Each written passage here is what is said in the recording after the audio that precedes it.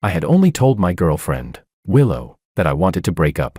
Yet she suddenly seemed like a completely different person. She no longer kept entangled with her childhood sweetheart, and no matter how late I got off work, she would wait for me to come home. She began caring about my health and diet, started cooking for me herself. After learning that I was interested in photography, she even stayed up late cramming professional knowledge, just to give me the most suitable camera lens. Yet my heart had already gone completely still. I even moved to the suburbs, a place an hour and a half's drive from her company, just to cut off all contact with her once and for all. What I never expected, however, was that the very next day she would appear living right across the hall from me. Only from that day on, she never begged me to change my mind again, and she and I became the neighbors with the most delicate relationship in the world. Chapter 1. I never expected that in the cafe where we were supposed to celebrate our anniversary, Willow would be 2 hours late. Even more unexpected was that her childhood sweetheart, Makoto, personally made her a cup of latte art coffee. Every gaze in the cafe gathered on me, waiting to see how I would react. I lifted my cup,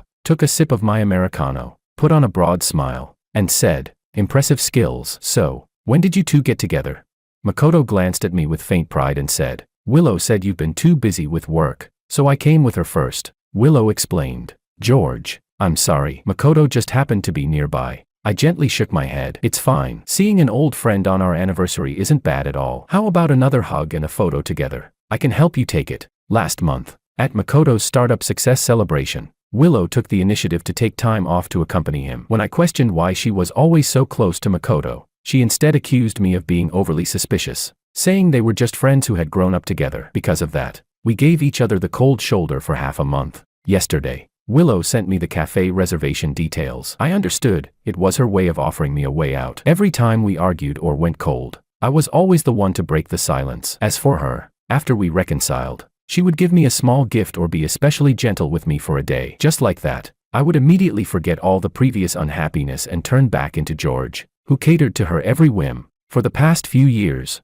our relationship had always been like this. She would slap me once, then give me a piece of candy, and I would let everything go. The warmth and coldness of our relationship were entirely under her control. I was like a kite, with the string firmly held in her hand. But this time, when I saw her message, I felt none of the familiar excitement. On every past anniversary, I would remind her days in advance, afraid she might forget. This time I didn't remind her, yet she remembered. I only replied, "Okay, see you at the cafe tomorrow," and then continued working on my code, instead of being happy for half the day just because of a small gesture of kindness from her. Just now, seeing Willow and Makoto sitting together, chatting and laughing, seeing that relaxed expression on her face that I rarely saw, my heart was unexpectedly calm. No disappointment, no anger, no jealousy, only a sense of relief that said, "So that's how it is." I waited another hour. During that time, Willow absent-mindedly chatted with me, her eyes constantly drifting toward Makoto. I glanced at my watch and politely excused myself. "I promised a colleague I'd help fix a bug. I need to head out," Willow said with some dissatisfaction. "On such an important day, you're working overtime." I smiled. "It's fine. You've got Mr. Ito keeping you company anyway." After leaving the cafe, I opened my phone browser and searched for Professional Photographer Certification Exam Registration. As a programmer, I had always had a hidden hobby, photography. But over the past few years, in order to fit Willow's schedule, I had almost given it up entirely. After getting home, I washed up and went straight to sleep. In the middle of the night, I was awakened by the sound of the door opening. I knew Willow had come back. She walked lightly to the bedside and stood there for a long time. I could feel her gaze resting on me, but I pretended to be asleep and ignored her. Perhaps she was wondering why I didn't, like before, turn on all the lights and wait for her to come home, then question her about why she had been with Makoto for so long. Every time I questioned her like that in the past, she would look at me coldly, her eyes full of impatience and disdain, as if I were an unreasonable clown making a fuss. Now I finally see it clearly. How ridiculous. Why should I care about someone who doesn't care about me? "George," she called softly. I didn't respond, continuing to pretend to sleep. After a while, she walked away, and the sound of running water came from the bathroom. I opened my eyes in the darkness, my heart calmer than it had ever been before. The next morning, after getting up, I went straight to work. A full day of writing code kept me so busy that time actually passed quickly. After getting off work, I went to a Japanese restaurant for dinner before heading home. As soon as I opened the door, Willow was sitting on the sofa. While changing my shoes, I asked, "Back so early today?" "The project finished ahead of schedule," she said. I nodded, put down my backpack, and was about to head to the study. "George," Willow called out to stop me. "I prepared the anniversary gift a long time ago. She handed me an exquisite box. When I opened it, I saw a high-end camera lens. It was exactly the model I had always wanted but gave up on because it was too expensive. I smiled and said, "Thanks, it's a great gift. I'll try it out this weekend." Just as I was about to leave, Willow grabbed my arm. "About yesterday. I'm sorry I was late." When I was about to leave the office, Makoto suddenly came to see me and said there was something important to discuss. As a friend, I was just helping him. I interrupted her. "I believe you. Starting a business isn't easy for Mr. Ito. He needs support from friends. I still have some code to debug, so I'll get back to work." "George." She still didn't let go. I looked at her in confusion. "What is it?" "I haven't had dinner yet." "Oh, I already ate. Just order some takeout." With that, I shook off her hand and walked straight into the study. I had just sat down when I heard a loud bang from outside, the sound of the door slamming shut. Willow had left. She gave me a gift and took the initiative to apologize. Yet I didn't take the way out she offered. She was angry. Chapter 2. Willow and I fell into another Cold War. In the past, every time we stopped talking, I would be restless, racking my brain to find ways to make her forgive me. But now, after a few days of silence, I actually felt an unprecedented sense of ease. At night, Willow slept in the guest bedroom. I had the entire king-size bed to myself and slept better than usual. In the mornings, I no longer had to wake up early to prepare breakfast for her, so I could sleep an extra half hour every day. At work, my efficiency improved noticeably. I no longer stared at my phone waiting for her replies, nor did I constantly think of her face. Tasks that used to require daily overtime were now often finished ahead of schedule. After work, I was no longer in a rush to go home and cook. For Willow's health, I had once taught myself solid cooking skills, changing up dishes every day to suit her tastes. Yet being able to eat dinner at home twice a week was already considered good for her. Once I stopped revolving my life around Willow, I suddenly had a large amount of free time. I picked up my camera again, searching for beautiful light and shadows in the corners of the city. I even signed up for a photography training course to prepare for a professional certification. At the office, I overheard a new intern talking about learning a new front-end framework. Listening to her excitedly describe her study plan, I suddenly felt a wave of shame. I had been working for 5 years, yet my tech stack hadn't been updated in a long time. Thinking about it, it made sense. Over these years, my only life goal had been marrying Willow. Everything else felt unimportant. I once naively believed that as long as I could build a family with Willow and take care of our small everyday life, that would be the greatest happiness. If she wanted me to quit my job and stay at home, I would have agreed without hesitation. Now, that way of thinking seemed utterly ridiculous. After sobering up, I finally realized how much of a failure I had been. In the relationship, I gave endlessly without receiving equal return. She wouldn't even give me a promise of marriage. At work, I had made no progress, and my competitiveness in the job market was steadily declining. I decided to change. First, I updated my knowledge base. I bought the latest technical courses and set aside 2 hours every evening to study. Next came improving my photography skills, attending training sessions on weekends and preparing for certification exams. Finally, fitness. I signed up for a gym membership and started exercising regularly. These past few days, Willow had been coming home very late every night. That was perfect. The apartment was quiet, and I could focus on studying and practicing photography. During lunch break, while scrolling through my social feed, I saw Willow post an update, a rare occurrence. There was only one photo, no text at all. In the picture was a dining table with exquisite dishes and 2 coffee cups. At the corner of the table, a hand was visible, with the bracelet I had given her on the wrist. I knew Willow too well. Posting a photo of her dining with Makoto was meant to provoke my jealousy. But strangely, I no longer felt that familiar surge of anger. I glanced at it once,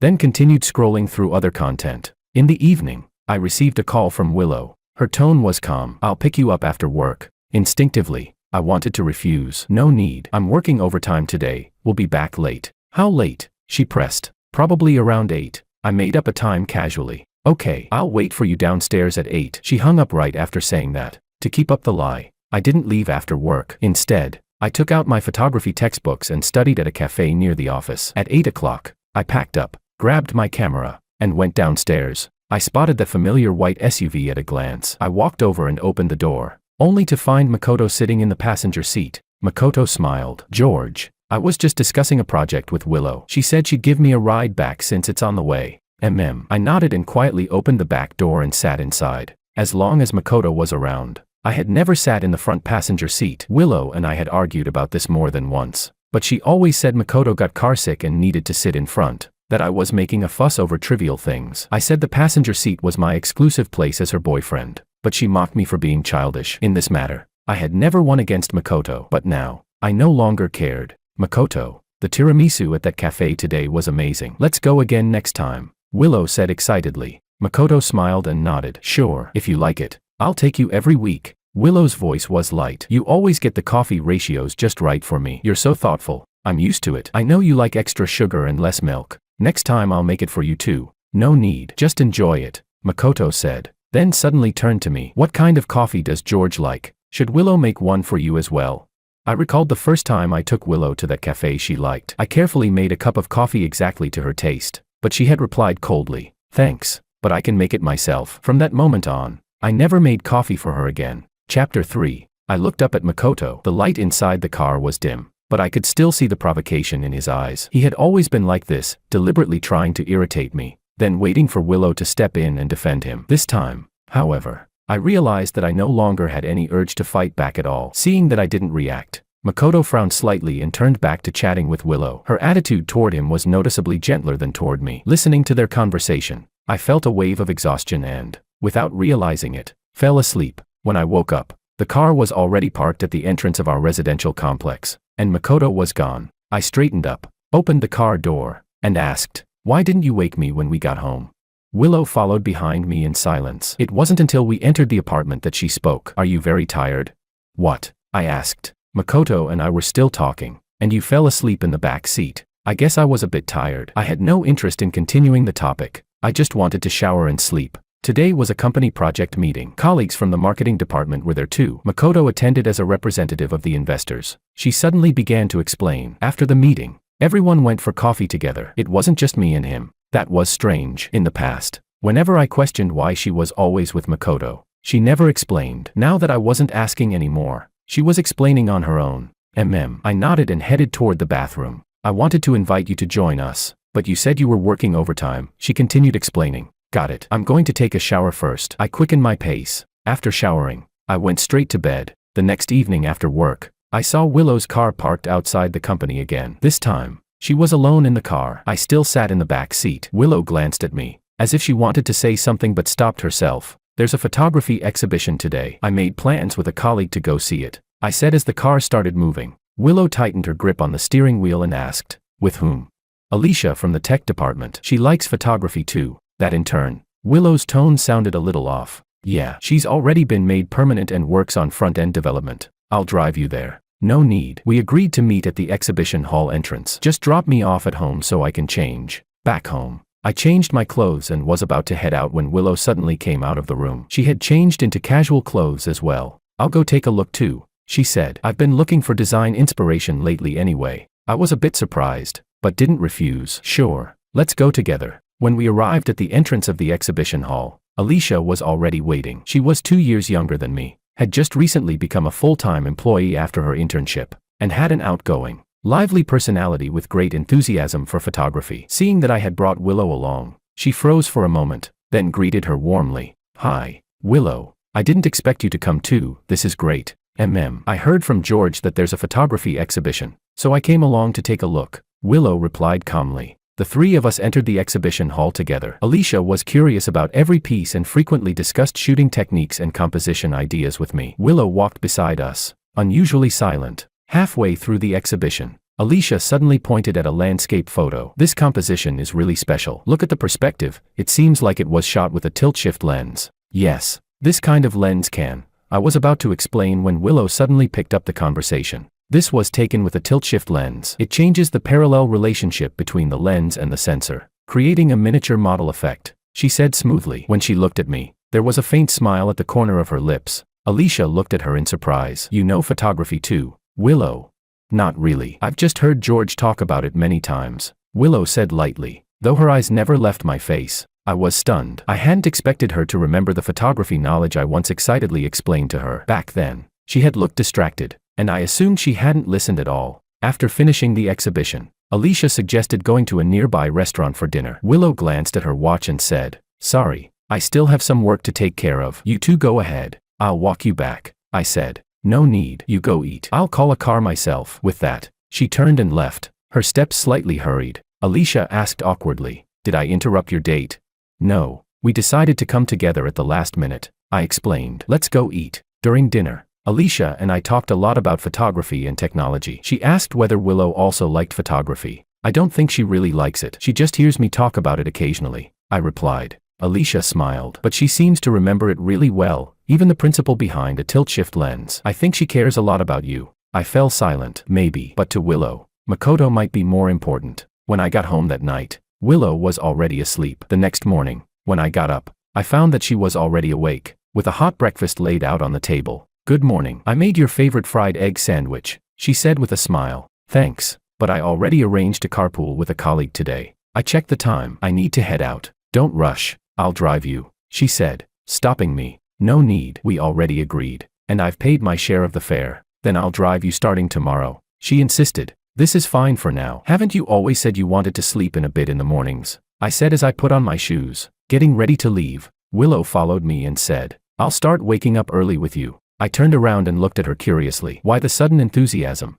She lowered her head and said, I want to spend more time with you. All right, we'll talk about it next month. I've already paid my colleague for this month, I said, then closed the door and left. Chapter 4. Willow's change came too suddenly, leaving me a little unsettled. For the past few years, I had grown used to chasing after her back. Now that our roles had reversed, I found myself at a loss. After work one evening, I walked out of the company building and saw Willow's car again. I had intended to refuse, but thinking that there were some things that really needed to be talked through face to face, I got into the car. This time, I sat in the passenger seat. Once inside, I noticed a photography magazine placed there, the latest issue. I bought it for you, Willow said as she started the car. I saw the new issue at the bookstore and picked it up. Thanks. I flipped it open and saw that several pages were marked with sticky notes. She explained, those pages talk about things to watch out for when taking the certification exam. I thought they might be helpful to you. I stopped turning the pages and asked, how did you know I'm planning to take the exam?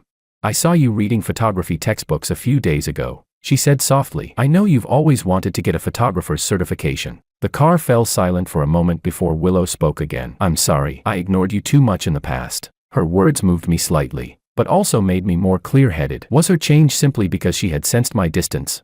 George, lately tonight I'm having dinner with colleagues. Please drop me off at the intersection ahead. I interrupted her. Which colleagues?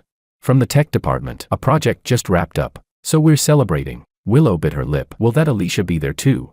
Probably. She's part of the team. I'm worried about you drinking. What time will it end? I'll come pick you up. I'm not sure. It might be late. You should go home and rest. I can wait, she insisted. Really? No need. I'll take a cab back. When we reached the restaurant, she suddenly grabbed me before I got out of the car. George, I know I haven't done well lately, but I'll change. Really? I paused, then said, change doesn't need to be this deliberate. Just be yourself. The colleague dinner was lively, and everyone drank quite a bit. I had a few drinks myself and felt slightly tipsy. Alicia suggested going to sing karaoke together. I checked the time. It was already 9:30. I'll pass. I still have work tomorrow. George, we finally got together. Come on, my colleagues teased. While I was hesitating, I received a message from Willow. I'm outside the restaurant. Have you been drinking?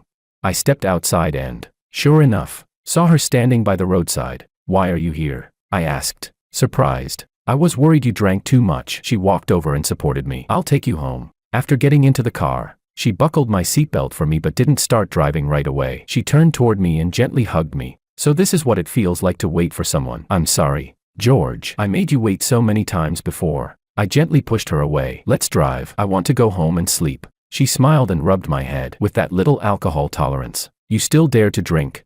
That kind of intimacy left me a bit dazed. Once upon a time, this was the tenderness I longed for. Now, though, there was a strange sense of distance in my heart. In the days that followed, Willow seemed like a completely different person. She picked me up and dropped me off on time every day, stopped going out with colleagues, and insisted on cooking dinner at home every night while waiting for me. She even began sharing her daily life with me, sending messages to ask what I'd eaten or what I'd seen. What surprised me most was that she started seriously learning about photography, buying many professional books and occasionally discussing shooting techniques with me. Once, she even said she wanted to go to the suburbs with me to shoot the sunrise. Her change genuinely moved me, but at the same time, it made me feel pressured. Especially when I was studying or practicing photography, she would come in from time to ask if I wanted water or if I was tired, interrupting my train of thought. So I started lying again, saying that work projects were intense and I needed to work overtime often. In reality, after work I would go to a cafe near the company to study on my own and enjoy some solitude. One evening after work, I went to my usual cafe again. About 2 hours later, the cafe suddenly lost power. The staff said it was a wiring issue and would take some time to fix. I packed up my things, planning to go to another cafe to continue. As soon as I stepped outside, I heard Willow's voice. George. She was standing across the street, holding a thermos. Seeing my expression, she said softly, I know you're not working overtime. You've been studying here these past few days. Are you following me? I asked, displeased. I'm worried about you, she said as she walked closer. Why lie to me? If you want to study quietly, I can leave you alone at home. I took a deep breath. Let's talk at home. After we went inside, just as I was changing my shoes, Willow spoke. Are you tired of me?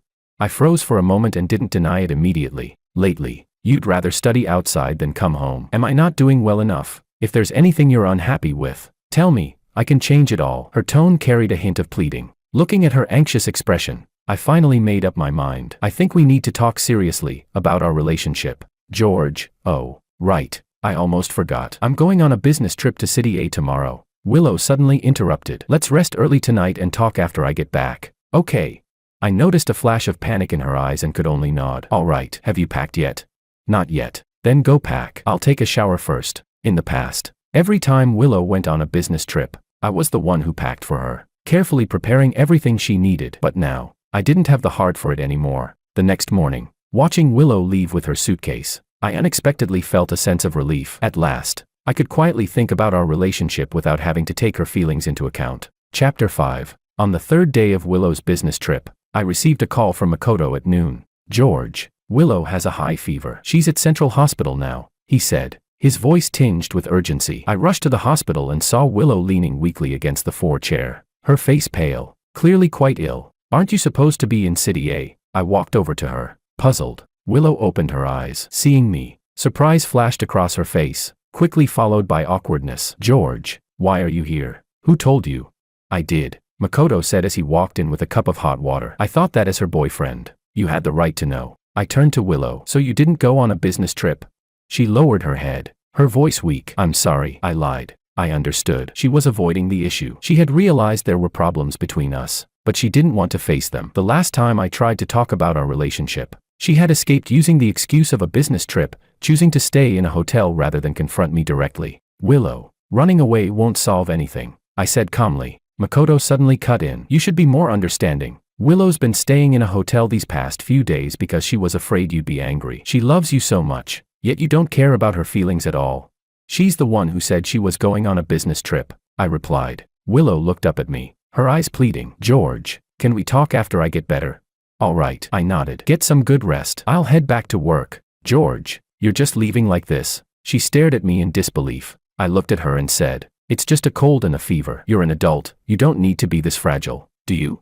At those words, Willow snapped her head up. Shock and hurt filled her eyes. She understood immediately. This was exactly what she had said to me last year. Last winter, I had suddenly come down with a high fever and went alone to the hospital at night for an 4 drip, watching other patients being accompanied by loved ones while I sat there alone. I couldn't help but call Willow, hoping she would come keep me company. She had rejected me coldly. You're an adult. You don't need to be so fragile, do you? It's just a cold. Without me, can't you even get in 4? On the other end of the phone, there was loud KTV noise, and Makoto's voice shouted, Willow, it's your turn to pick a song.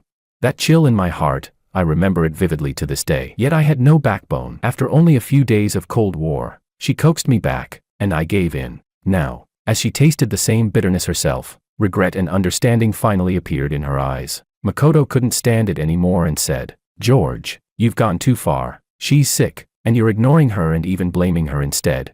I smiled faintly. See, someone cares about you. With that, I turned and left. That night, Willow didn't come home. She sent a message saying she would stay at the hotel for now and come back to talk properly after she recovered. In truth, I had already made my decision about our relationship, breaking up. It wasn't an impulsive choice, but the result of careful thought over this period of time. Since I no longer loved her, there was no reason to keep going. Once, I believed we would get married, have children, and walk through life together. But now, cutting losses in time wasn't a bad thing either. Nearly 30. I might never meet someone who made my heart race like that again, but so what? Life isn't only about love. Starting over at this age isn't too late. I don't regret this relationship. At the beginning, we truly loved each other, and I experienced what it felt like to be loved. In this relationship, I loved deeply, gave sincerely, and gained something in return. This experience made me more mature and taught me how to love myself and let go. Just as I was thinking about how to bring up the breakup with Willow, I received a call from my parents.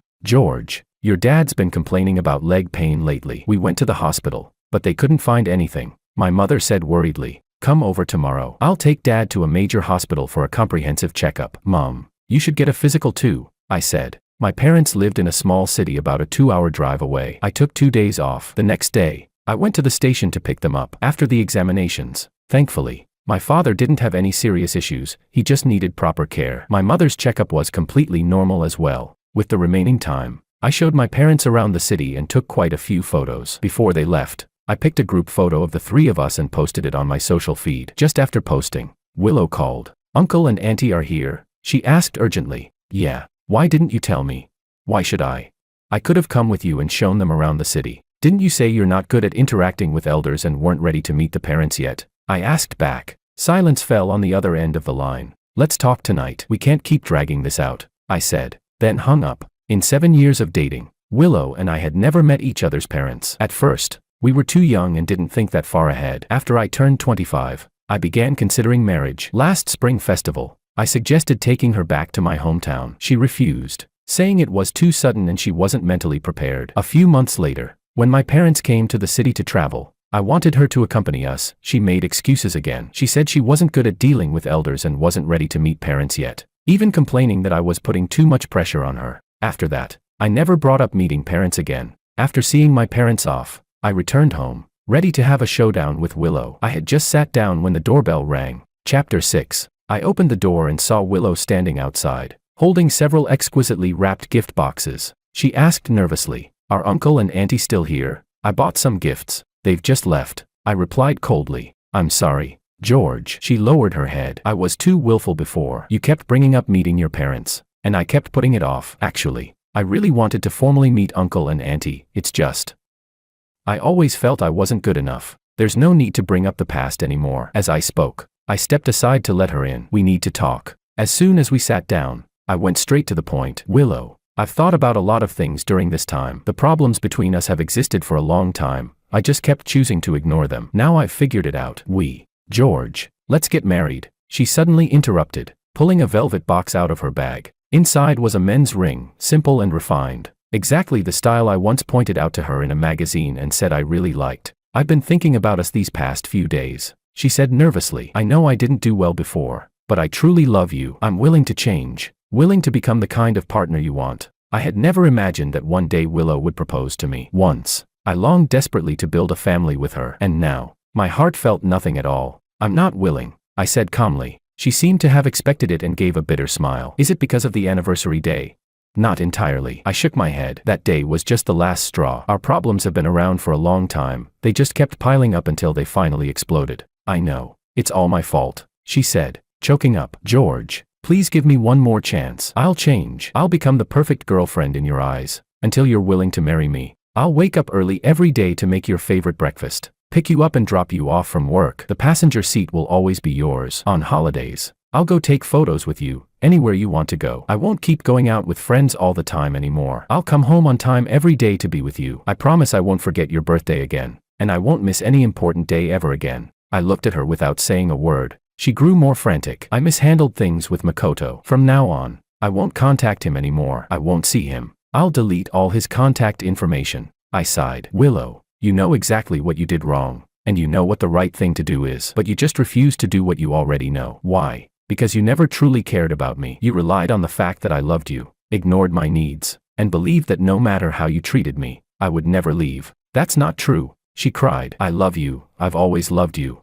Loving someone means caring, being considerate, and showing respect, not acting on impulse, being hot and cold whenever you feel like it. I looked straight into her eyes. "All I ever felt from you was indifference and disregard. The person you truly cared about was Makoto. With him, you were always attentive and accommodating. That's what love looks like. I thought I still had feelings for him too," she said softly. "But that was just an illusion. When I realized I might lose you, I finally understood how much I love you. Just thinking about a life without you makes me feel unbearable pain. Makoto has dated so many girlfriends, but I never felt like this. I was even driven mad with jealousy just seeing you ride in the same car with a female colleague. I don't love you anymore," I said calmly. "I don't want to keep wronging myself. I deserve a better relationship, Someone who truly loves me. Willow covered her face in despair and cried silently. Just as I was about to go pack my things, the doorbell rang again. When I opened the door, Makoto stood outside, anxiety written all over his face. Willow, why did you delete me on WeChat? Why won't you answer my calls? He shoved past me and rushed inside. When he saw Willow, he dropped to his knees in front of her. I know I was wrong. Please forgive me. I shouldn't have spoken like that. I just cared too much about you. He turned to me, his tone resentful. George, don't think you've won. She'll come back to me sooner or later. The one she's always loved is me. Do whatever you want, I said, walking into the bedroom and starting to pack my luggage. Suddenly, an angry shout came from the living room. Get out. Then Makoto's incredulous voice followed. Willow, you actually yelled at me for him. We've known each other for so many years, you've never gotten angry at me before. I don't want to repeat myself a second time. Get out of my house right now. Willow's voice was cold and resolute. A few minutes later, there was the heavy sound of the door slamming shut. I packed only the bare essentials. 2 suitcases were enough. When I came out of the bedroom, Willow blocked my way, begging, George, please don't go. Willow, that's enough. I walked past her, dragging my suitcases toward the door. At the doorway, her voice came from behind me. You'll never forgive me, will you? Without turning my head, I said, goodbye, Willow. Walking out that door, I also walked out of 7 years of love and obsession. Chapter 7. Because I had prepared in advance, I had already found an apartment online. Just as I dragged my suitcases into a taxi, I heard Willow calling out behind me, George, wait. Then my phone rang. Even if we've broken up, can't we at least remain friends? Her voice carried bitterness. Only now do I realize how terribly unqualified I was as a girlfriend. I habitually ignored your feelings and disappointed you far too many times. No wonder you left me. It's all my own doing. George, I will change and become a better version of myself. One day, you'll see a different me. Don't give up on love because of someone like me. I believe you'll meet someone better. I let out a soft sigh and said, there's no need. A breakup is a breakup. Let's each live well from now on. My new life quickly fell into rhythm. Organizing my new place, working seriously, making time to take photos and study. From early morning to late at night, every day was packed, but this kind of busyness made me feel fulfilled. I signed up for the photographer certification exam and joined Alicia for several outdoor photography sessions. She was very talented, her photos full of emotion and impact. We became good friends and photography partners. Time passed quickly, and I barely had any time to think about Willow until one day after work, when I opened my apartment door and froze in place. How are you here? I couldn't believe my eyes. Willow was standing in front of the apartment across the hall, holding grocery bags. Coming home, she said, pointing to the door opposite mine. You've got to be joking. I'm not joking. She shook the bags in her hands. I just bought some groceries at the market. I'm making boiled fish tonight. Want to eat together? Willow, are you out of your mind? Why would you move here? I said, irritated. I'm not crazy. I just wanted to be closer to you, she said with a smile. You're an adult. You should have basic judgment. I couldn't help saying, you have your own apartment downtown. Why would you rent a place in such a remote area? It takes an hour and a half to get from here to your company. How much extra time are you wasting on the road every day? It's worth it, she said softly. Being able to see you occasionally makes it worth it. Suit yourself. I shook my head, turned around, went inside, and shut the door. True to her word, Willow didn't bother me because our work schedules were different. We rarely ran into each other. I left at 7 every morning and usually came back around 8 or 9 at night. She left for work a little after 5 and returned around 6. Occasionally, we would meet in the elevator and simply nod in greeting. This Sunday, I was taking the photographer certification exam. The night before, I checked all my exam supplies and went to bed confident and ready. The next morning, I went downstairs to take a taxi to the exam site, only to find that my booked ride had been cancelled at the last minute. I tried several more bookings, all cancelled due to traffic congestion. Watching the minutes tick by, I began to panic. Just as I was about to run to the subway station, a familiar white SUV stopped in front of me. Get in, I'll drive you to the exam, Willow said, rolling down the window. In my urgency, I didn't think much and got in right away. Thanks, I said, wiping sweat from my forehead. How did you know I had an exam today? I saw you preparing for it recently and checked. There really is an exam this month, she said, focusing on the road. Don't worry, the exam site isn't far. We'll make it. After the exam, I can get back on my own. You don't need to wait for me. She didn't respond, just kept driving attentively. Along the way, I noticed a document folder in the small storage compartment beside the passenger seat. Inside are some tools you might need for the exam, Willow said. Pens, pencils, erasers, a ruler, everything, just in case. I opened it and saw that everything was indeed prepared, even a calculator. Feeling a little uncomfortable, I said, You didn't have to do all this. Her tone was calm. I just wanted to be able to help when you needed it. I knew you had an exam today and was worried you'd be nervous and forget something. When I saw your ride got cancelled, I drove over. After arriving at the exam site, I thanked her again and hurried inside. The exam went more smoothly than expected. The questions were all within what I had reviewed. 2.5 hours later, I walked out and was surprised to see Willow still waiting at the entrance. Why are you still here? I asked. I was worried it'd be inconvenient for you to get back. She said lightly. I've already waited over 2 hours. What's a little longer? Considering it really was hard to get a ride. I nodded. Then I'll trouble you. After getting in the car, she asked how the exam went. We started chatting about photography, and the atmosphere turned unexpectedly relaxed. Willow's understanding of photography was clearly much deeper than before. She spoke fluently and confidently. Curious, I asked. When did you become so interested in photography? I've always been interested. She smiled. I just didn't show it before. Recently I bought some books and studied seriously. I realized it's genuinely fascinating. Watching her focused profile as she drove, I noticed she looked thinner than before. Her complexion not as healthy as it used to be. Have you been okay lately? I couldn't help asking. Pretty good, she said softly. I've had a breakthrough at work. An ad campaign I did last month received high praise from the client, and I even won the department's Excellence Award. Congratulations, I said sincerely. Thank you. She turned and smiled at me, a firmness in her eyes I had never seen before. I'm working hard to become a better version of myself. Not for anyone else, just for me. Back at the apartment building, we walked toward the elevator together. After a moment of silence, Willow spoke. I know you might not want to hear this, but I still want to say it. What is it? I won't give up on pursuing you. She looked straight into my eyes. Not as I am now, but as a better version of myself in the future. I'll first learn to love myself, become more independent and stronger, and then come back to prove that I'm worthy of your love. As the elevator reached our floor and the doors opened, she added, no matter the outcome, I won't regret it, because this process itself has already helped me grow so much. Chapter 8. In the days that followed, Willow and I maintained a delicate distance. She no longer deliberately approached me, but would occasionally share her life and work on social media. I noticed that she truly was making an effort to improve herself, attending professional training, learning new skills, and trying out different hobbies. A month later, she posted an update that read, finished my first half marathon. My legs are about to give out, but it feels amazing. The photo showed her holding a finisher's medal. Her face lit up with a genuine smile. I knew how much Willow used to hate exercise. She once said she would rather spend twice as much money on a taxi than walk an extra 10 minutes. Seeing her change, I couldn't help but give the post a like. A few days later, I received my exam pass notification. In my excitement, my first instinct was actually to tell Willow. After hesitating for a long time, I put my phone down. On my way home from work, I ran into Willow in the elevator. She looked more tired than usual, her arms filled with stacks of design drafts. Working overtime? I asked. Yeah, the company took on a big project, so it's been really busy lately. She smiled wearily. The exam results are out. I passed, I said suddenly. She immediately broke into a sincere smile. Really? That's amazing. I knew you could do it. Thanks for driving me to the exam that day. It was nothing, she said lightly. By the way, are you interested in shooting a sunrise on an island this weekend? I saw a photography group organizing a trip. Great location. They say the dawn there is especially beautiful. I hesitated. Aren't you really busy? No matter how busy work is, you still need rest. She shrugged. And I want to improve my photography too. I already made plans with colleagues from work, I said. Alicia.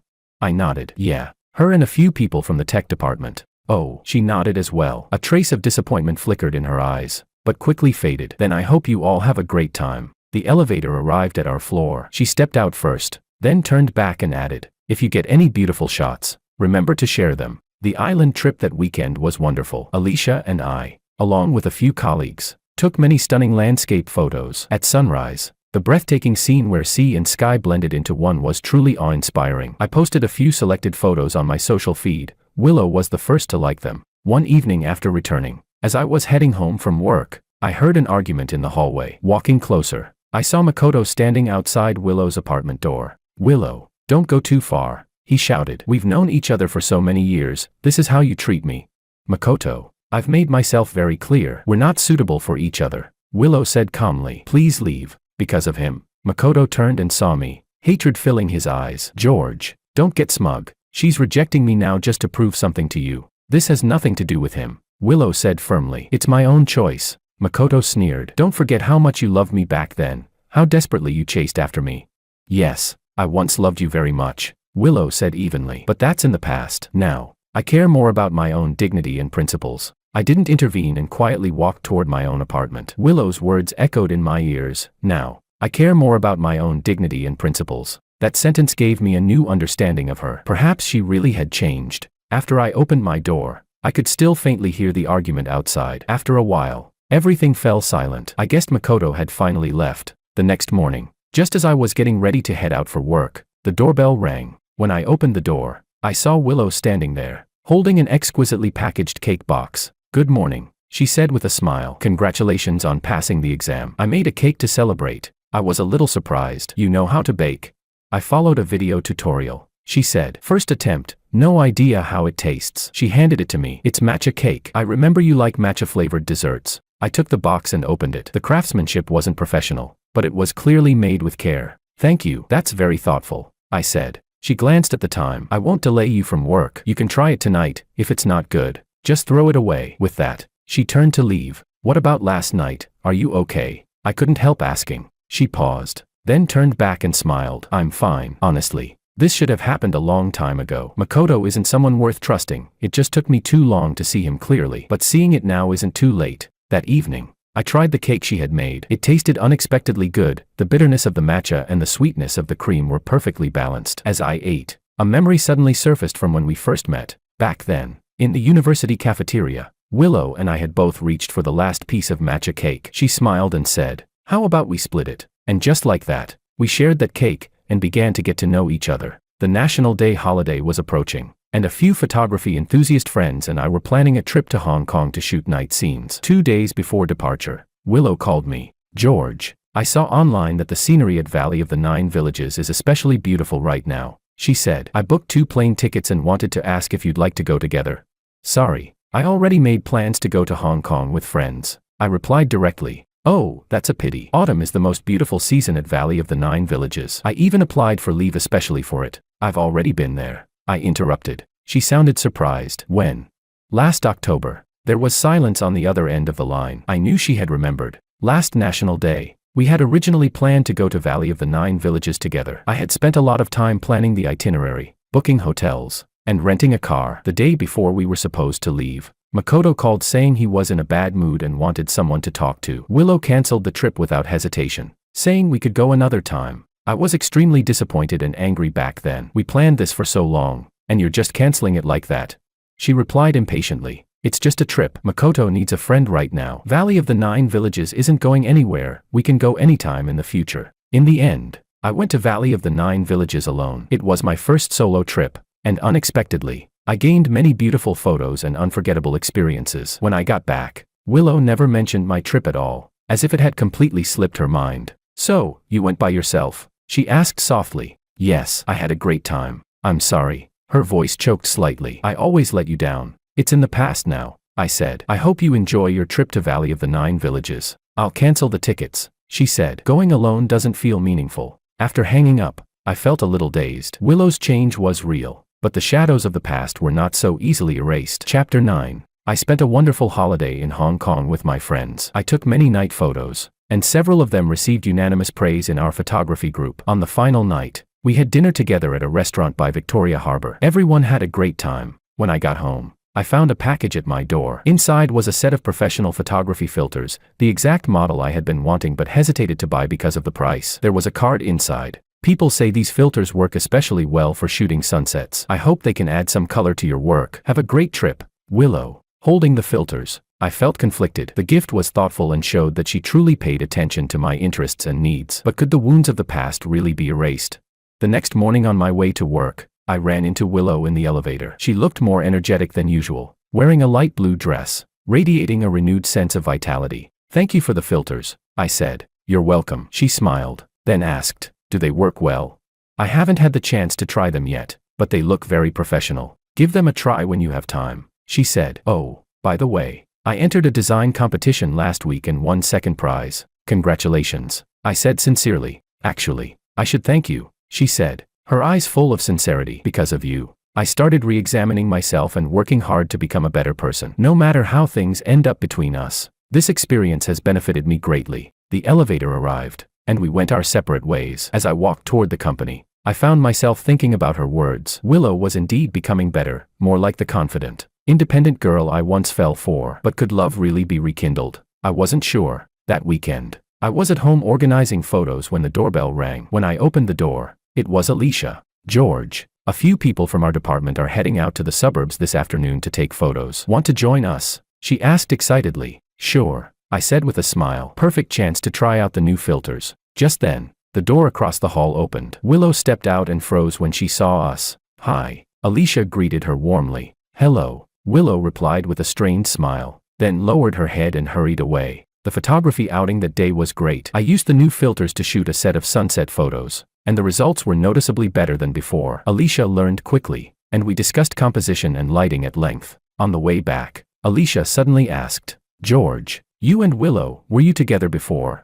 We dated for 7 years, I answered simply. Wow, that long, she said in surprise. Then why? Some things spoil over time, I sighed. She still seems to love you a lot, Alicia said thoughtfully. Every time she sees you, her eyes look different. Love isn't a sudden impulse, nor something you only cherish after losing it, I said. Real love is sustained effort and respect. Alicia nodded. I get it. But people can change too, right?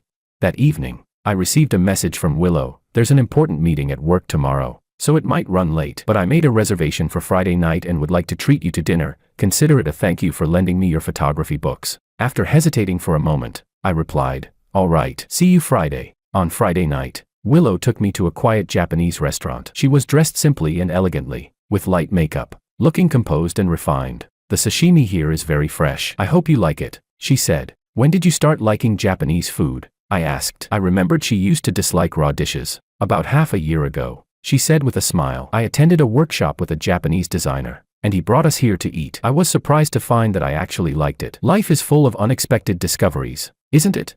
We talked about many things: work, photography, books and movies we'd seen recently. The atmosphere throughout dinner was relaxed and pleasant, like two old friends catching up. There was no awkwardness, no forced effort, everything felt natural. After dinner, she walked me home. When we reached downstairs, she handed me a USB drive. What's this? Some materials I organized on photographic composition and post-processing. They might help you, she said softly. Also, I might be moving out soon. I froze for a moment. Moving where? Near my company, she said. The commute is too exhausting. And, she paused. I think it's time to truly set myself free. I didn't know what to say and could only nod. She smiled. Don't worry, I haven't given up on becoming better. I'm just no longer placing my happiness in someone else's hands. Watching her walk away, a complex emotion welled up inside me. Perhaps we had both grown through this relationship. Chapter 10. A week later, I went to the office to work overtime over the weekend. By the time I finished handling everything, it was already past 9 in the evening. As I walked out of the building, heavy rain started pouring down. I hadn't brought an umbrella and was hesitating between waiting for the rain to ease up or just running through it when an umbrella was suddenly held out in front of me. Need to share an umbrella? It was Willow. Why are you here? I asked in surprise. I'm working overtime too, she said with a smile. I just happened to see you standing here. I glanced in the direction of her company. Isn't your office in the East District? We're collaborating with your company on a project recently, so we're temporarily working here for a few days, she explained. I was passing by anyway. I took the umbrella and thanked her. I'll give you a ride home. It's on the way, she said, pointing to a car parked nearby. The rain was coming down hard, so I didn't refuse. After getting into the car, she handed me a towel. Dry your hair, or you'll catch a cold. The car was warm, with soft piano music playing. Rain splashed against the windows, blurring the city lights outside and creating a quiet, tranquil atmosphere. You moved? I asked. Yeah, last week, she said while focusing on the road. The new place is much closer to my company. I get to sleep an extra half hour in the mornings. That's nice. Yeah, she chuckled lightly. Life requires making some decisions for yourself. About before. I'm sorry, I suddenly said. Why apologize? She asked, a little surprised. I might have been too absolute, I said. After we broke up, I refused to even be friends with you. That may have been too harsh. You didn't do anything wrong, she said calmly. You needed space and time. Actually, so did I. It was only after moving out that I realized how irrational my behavior had been before. She paused, then continued. Sometimes, loving someone requires rationality more than impulse. I understand that now. By the time we reached my apartment building, the rain had eased considerably. Do you want to come up and sit for a bit? I asked impulsively. She shook her head. No, I have to get up early tomorrow. Another time. Watching her car disappear into the rain, I stood there, My thoughts in turmoil. In the days that followed, Willow and I occasionally messaged each other, chatting about work and everyday life. She no longer tried to pursue me deliberately, but interacted like an ordinary friend. This kind of relationship felt comfortable and natural to me. One time, I saw her post a photo on social media. She was standing on a podium, holding a trophy, her smile confident and radiant. The caption read, "Persistence pays off. Grateful for every setback and every bit of growth." I couldn't help but message her, "Congratulations, what award is it?" "First prize at the National Young Designers Competition," she replied. "I put a lot of effort into that project, and it finally got recognized. I'm really happy for you," I said sincerely. "Thank you. Actually, I wanted to tell you, I'll be going to the US next month for a design exchange program. It'll last 3 months. That's a great opportunity." "Yeah, I've always wanted to study advanced ideas abroad. I finally get the chance." "Safe travels." "When do you leave?" "In 3 weeks." "Before I go, if you're free, I'd like to treat you to a meal, kind of a farewell." "Of course, anytime." 3 weeks later, on a weekend, we met at an Italian restaurant. Willow looked more confident and composed than ever before. "Is everything packed?" I asked. "Pretty much," she said with a smile. "There's not much to bring, mostly design materials and tools I use often." As we ate, we talked about the new environment and challenges she was about to face. She described the design philosophies and working styles there with excitement, her eyes shining. "You've changed a lot." I couldn't help saying, "Have I?" She smiled. "Maybe because I've found myself again." After dinner, we took a walk together. The night breeze was gentle, and the streetlights stretched our shadows long across the ground. "Thank you," she suddenly said. "For what?" "Because your leaving gave me the chance to rediscover myself," she said sincerely, looking at me. "Sometimes, losing something is another kind of gain." "You don't need to thank me," I said. "This is all your own effort." "George, no matter what, meeting you was one of the most beautiful things in my life," she said softly. "Even though we're no longer lovers, you'll always be someone important to me." I looked into her clear eyes and nodded. "You are to me too." On the way back to her place, we talked about future plans. She said she wanted to learn more innovative design methods in the US and maybe open a small studio after returning. As for me, I planned to further develop my photography career and aim to hold a solo exhibition. When we parted, we shared a brief hug. "Take care," I said. "You too," she replied with a smile. "Don't forget to eat on time, and don't stay up too late." Watching her walk into her apartment building, I suddenly realized that perhaps we truly could become something special in each other's lives, not lovers, but closer than ordinary friends. Chapter 11. 1 week after Willow left, I received an internal appointment notice from the company. Because of my outstanding performance on recent projects, I was promoted to technical lead. My colleagues celebrated for me, and Alicia even bought a cake specially to congratulate me. I shared the good news on social media, and soon received congratulations from Willow, sent from the US. "Congratulations on the promotion. I knew you'd be recognized sooner or later. Your abilities are outstanding. Take good care of yourself in the new role, and don't work too hard." We would occasionally video chat. She showed me the scenery in the US and the design studios she worked in. She was adapting well there, making many friends in the design field and learning a lot of new techniques. Seeing her bright smile on the screen, I felt genuinely happy for her growth. 3 months passed quickly. One day, I received a message from Willow. "I'm coming back tomorrow. Would you like to have dinner together if you're free?" I replied, "Welcome back. Anytime works for me." When we met, she brought quite a few specialty items from the US. We chose a quiet cafe, and she excitedly talked about what she had seen and gained during her time abroad. "What was your biggest takeaway?" I asked. She thought for a moment. "Probably learning to appreciate differences, different cultures, different design philosophies, different ways of life. It made me realize there's no absolute right or wrong, only what suits you and what doesn't. That's a profound realization." I nodded. "There's one more important discovery," she continued, looking into my eyes. I clarified my feelings. My heart tightened slightly. "What do you mean?" "I truly loved you, very deeply," she said calmly. "But now I understand that loving someone doesn't necessarily mean possessing them. Sometimes, love can also be blessing and letting go," she went on. "Over these 3 months, I thought about many things. The problems between us weren't just my selfishness and your constant giving. There was also a deeper incompatibility. Our understanding and expression of love were fundamentally different." Listening to her analysis, I was surprised by her clarity and insight. "So," she smiled, "I think we can truly be friends now, without expectations, without ulterior motives, just appreciating and supporting each other." "I'm glad you've reached that understanding," I said. "I've also been thinking that loving someone and being suitable for someone are two different things." She nodded. "Exactly. We both deserve to meet people who are more suited to us." During our conversation, she mentioned that she was preparing to open her own design studio. After returning, She had already found a location and was in the process of setting everything up. If you're interested, you could be our studio's go-to photographer. She joked. My pleasure, I replied with a smile. As we parted, she added, oh, I learned baking while I was in the US. If there's a chance, I'll make something for you to try. I'm looking forward to it, I said. On the day Willow's studio opened, I was invited to take photos. The studio was decorated very much in her style, minimalist yet warm, reflecting her design philosophy in every detail. During the opening ceremony, she gave a confident, poised speech that earned warm applause from the guests. After the ceremony, she came over to me and asked, "Thanks for coming. How did the photos turn out?" "They're great. You looked especially radiant today," I said sincerely. She smiled. "Because I've finally found my position and direction. I'm happy for you, George. There's actually something I've always wanted to say to you." She hesitated for a moment before continuing. "Thank you for being so resolute back then. If you hadn't firmly left, I might never have examined my own problems, and I wouldn't have grown into who I am today. Every relationship helps us grow," I said. "I learned a lot from it too." She gestured toward her studio. "This is my new starting point. What about you? Any new plans?" "I'm planning to hold a photography exhibition at the end of the year, showcasing the work I've shot over the past 2 years." "That's wonderful." Her eyes lit up. "Do you need help designing the promotional materials?"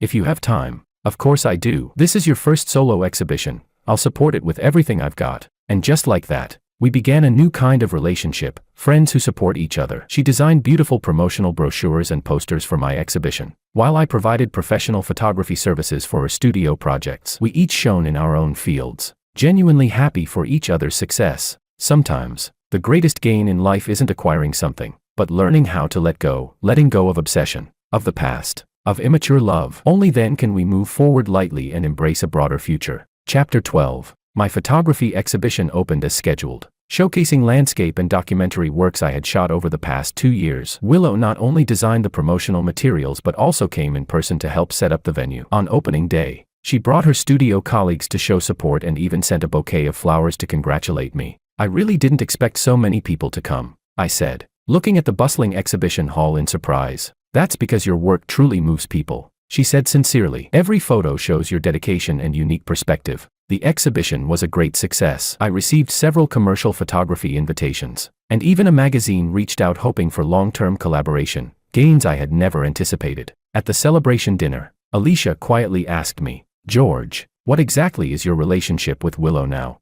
"Friends," I answered simply. "Really just friends." She looked at me skeptically. "You two seem closer than ordinary friends," I smiled and said. "Some relationships don't need a definition." Willow's studio developed smoothly. She built a young, energetic team and landed several design projects with well-known brands. We occasionally collaborated professionally and also attended some industry events together. Before the spring festival, she invited me to her studio's team dinner. "The last project before the new year is finally done. Everyone wants to relax a bit," she said on the phone. "If you're free, come join us." The dinner was lively. Willow's team members were all young and full of energy, chatting and laughing in a warm atmosphere. At some point, someone suggested playing games, with the loser having to drink. During the game, Willow lost several times. Her cheeks gradually flushed, she rarely drank, and after a few glasses she was already slightly tipsy. "I'll take you home," I suggested when I saw her walking unsteadily. "No need. I'll call a car." She waved it off. "Don't push yourself. I won't feel at ease letting you go back alone like this."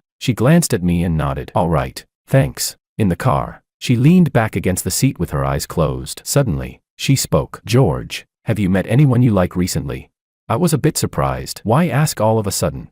"Just curious." She opened her eyes. "You're so outstanding. There must be lots of people who like you." "I've been too busy with work to really think about that." She was silent for a moment, then asked again, if Alicia confessed to you, would you accept?"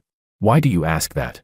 "The way she looks at you, it's obvious she likes you," Willow said softly. "And she's great, cheerful, sunny, talented." "We're just friends and colleagues," I said. "Besides, right now I want to focus more on my career." She nodded and closed her eyes again. When we reached her place, she suddenly grabbed my hand. "George, thank you." "For what?"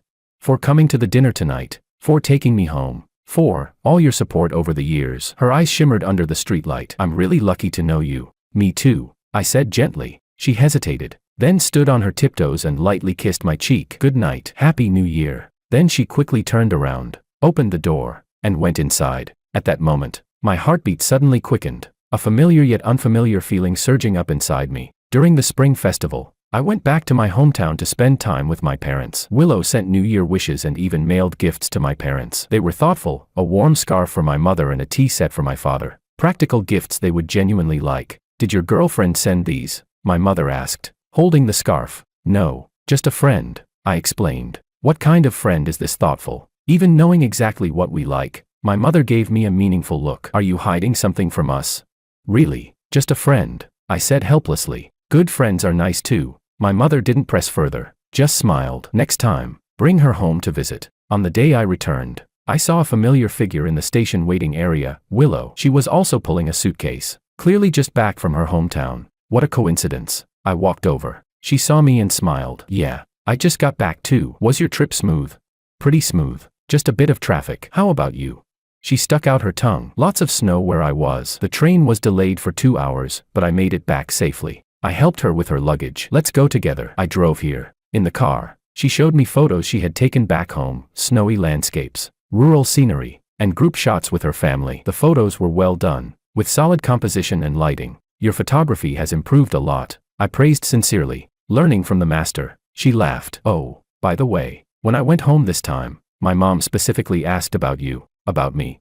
She asked if you were doing well, whether work was going smoothly. She said a bit shyly, my mom has always liked you. I nodded. My mom asked about you too. She even said she'd like to invite you over sometime. Really? Her eyes lit up, then dimmed slightly. But maybe it's not very appropriate now. Why wouldn't it be? Friends visiting each other is perfectly normal. She glanced at me and softly said, That night, after dropping her off, I drove back to my apartment alone. Standing by the window and looking out at the city lights, I began thinking about the relationship between us. Perhaps some feelings don't need to be deliberately defined, letting them unfold naturally is enough. Chapter 13. At the beginning of the new year, my photography studio began its preparations. While Willow's design studio also welcomed a wave of major projects. We were both incredibly busy, meeting less often, but we stayed in touch. One night, I worked overtime until very late and didn't get home until after 11. Just as I was about to rest, the doorbell rang. When I opened the door, it was Willow, holding an insulated bag.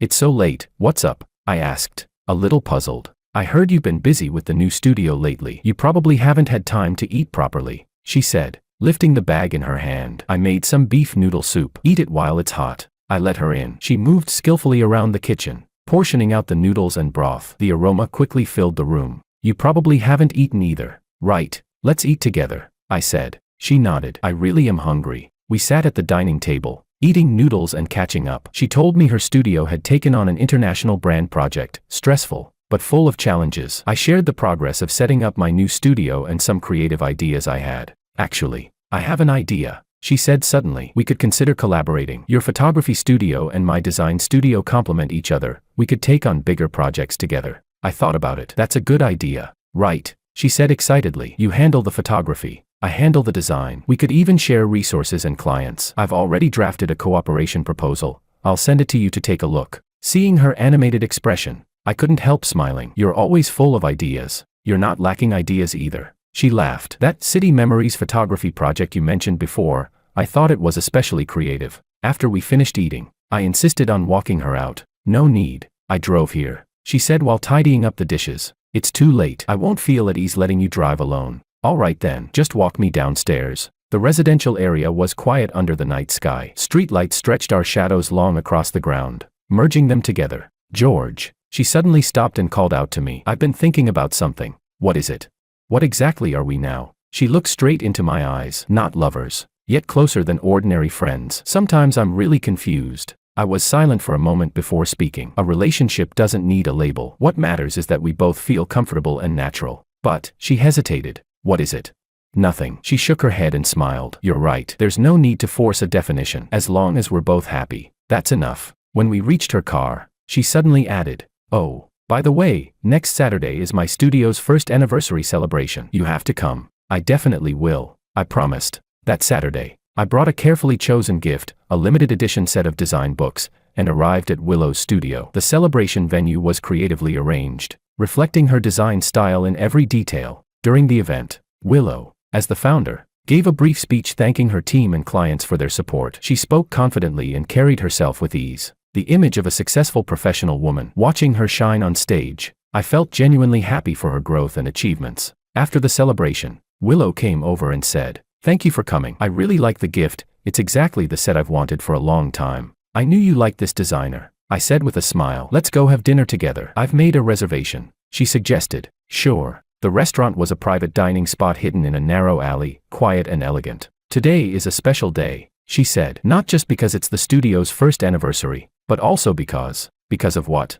Because it's also the 9th anniversary of when we met," she said softly. "Do you remember? 9 years ago today. We met in the school cafeteria over a piece of matcha cake." I was surprised she still remembered. "You have a great memory. Because it's important," she said with a gentle smile. "Meeting you was one of the most beautiful accidents in my life." After dinner, she said mysteriously, "There's one more place I want to take you." I followed her to a baking studio. She took out a membership card from her bag and swiped it to open the door. "This is a baking class I booked," she said with a smile. "More precisely, a private customized session. And today, we're making matcha cake," I guessed. "Smart." She blinked. "It's to commemorate how we met." Over the next 2 hours, under the guidance of a professional instructor, we made a matcha cake together. Willow was clearly experienced, moving with practiced ease. I, on the other hand, was a complete beginner, getting flour everywhere. "You look like a snowman," she laughed, reaching over to wipe the flour off my face. I couldn't help laughing too. "I didn't expect baking to be this fun."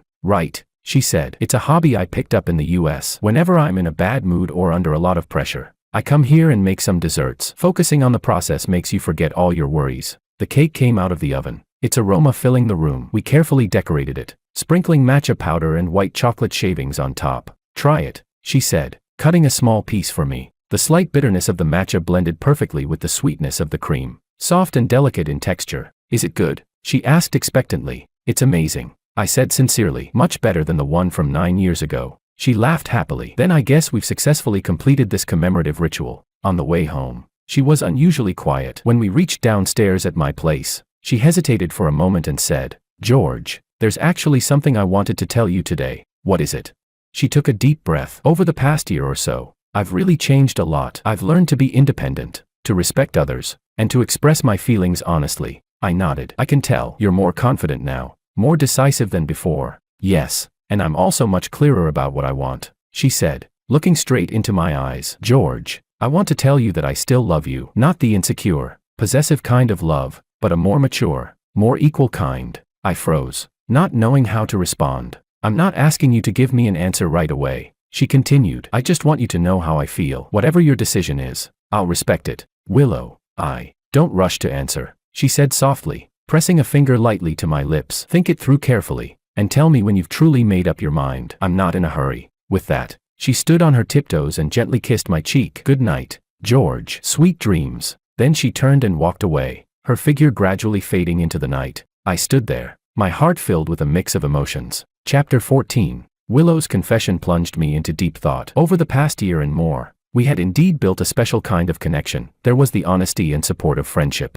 and also an indescribable sense of intimacy. I found myself unconsciously paying attention to her every move, feeling happy for her successes and worried about her troubles. Was this love? Or was it merely habit and dependence?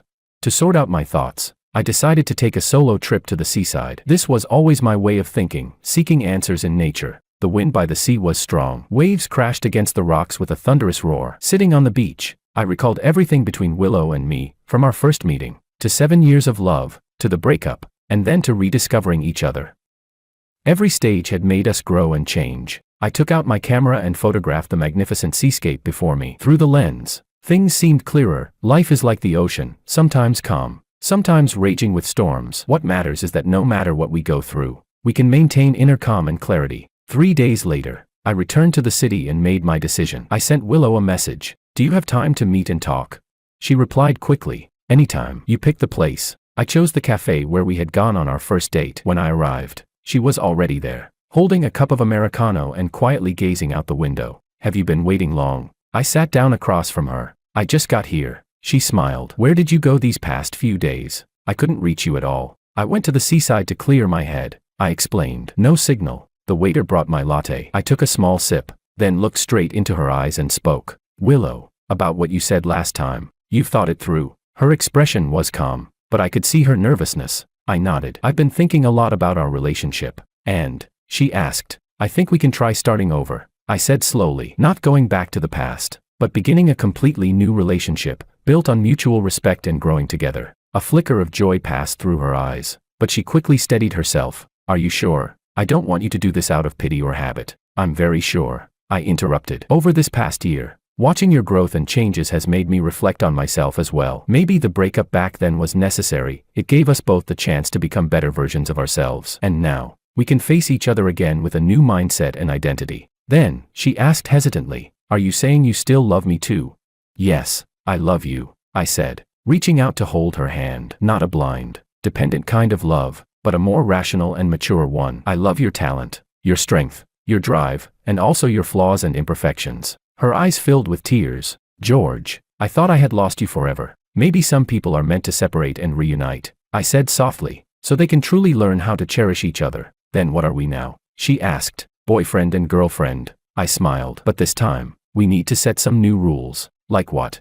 Like respecting each other's space and time, communicating honestly, and never taking each other for granted, and supporting each other's careers and dreams, she added. Exactly, I nodded. We're no longer the immature people we once were. This time, let's create a healthier, more equal relationship together. She gripped my hand tightly. I promise you, this time, I'll prove my change and determination with actions. So will I. We smiled at each other, as if we had returned to the moment of our first meeting, full of anticipation and possibility. When we stepped out of the cafe, a light rain had begun to fall. I opened my umbrella, and she naturally slipped her arm through mine as we walked side by side. George, do you believe in fate? She suddenly asked. Not completely. I thought for a moment before answering. I believe more that life is shaped by our choices and actions. But some encounters really do feel destined, she said with a smile. Like us, after going in circles, we still found our way back to each other. Maybe, I said, wrapping an arm around her shoulders. What matters is that no matter what lies ahead, we face it together.